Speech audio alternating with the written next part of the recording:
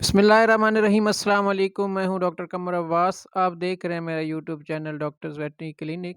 आज आपके सामने गाय के अंदर नी हाइग्रोमा का केस लेकर आया हूं। जानवर को जो नी जॉइंट होता है इसमें स्वेलिंग हो जाती है और स्वेलिंग के साथ साथ ये पेनफुल होता है, जानवर में लेमनेस आ जाती है। तो इसकी सबसे बड़ी वजह जो है जानवर का सख्त ज़मीन पर बैठना है।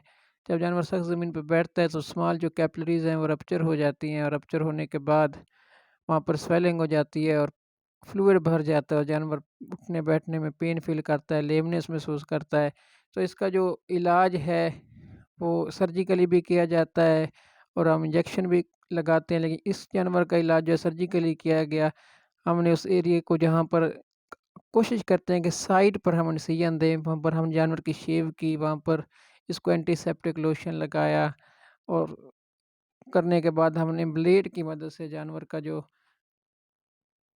नी है ग्रोमा जहाँ पर स्वेलिंग थी वहाँ पर हमने इसको इन्सिजन दिया और आप देख सकते हैं कितनी ज़्यादा मिकदार में इसमें से पानी निकल रहा है।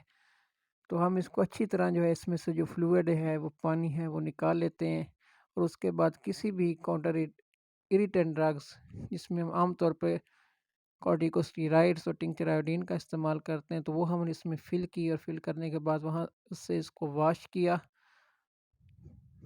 ये देखें हम इसमें इरिटेंट ड्रग जो है टिंचर आयोडीन और डेक्सामेथासोन जो है इसमें मिक्स करके इसमें कर देते हैं। उसके बाद इसको अच्छी तरह वॉश करने और वॉश करने के बाद दोबारा हम इसमें जो ये मेडिसिन है वो फिल करेंगे।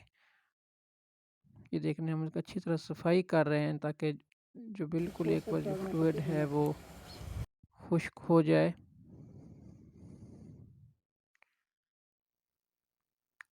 उसके बाद हम इसमें प्रेशर बैंडेज का इस्तेमाल करते हैं।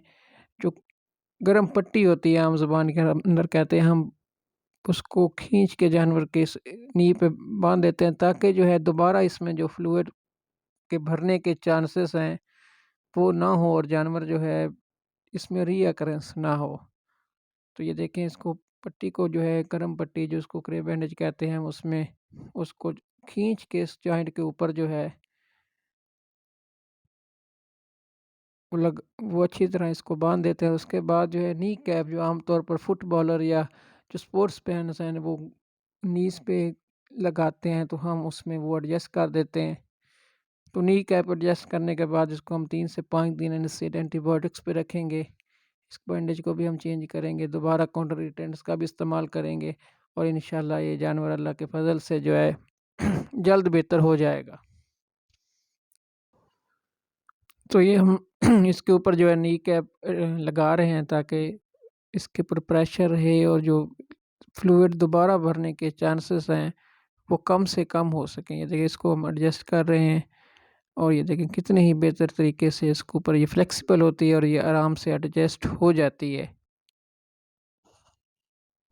तो ये नी कैप जो है हम इसको एडजस्ट कर देते हैं और ये प्रेशर रहेगा और ये जानवर इंशाल्लाह जल्द बेहतर हो जाएगा।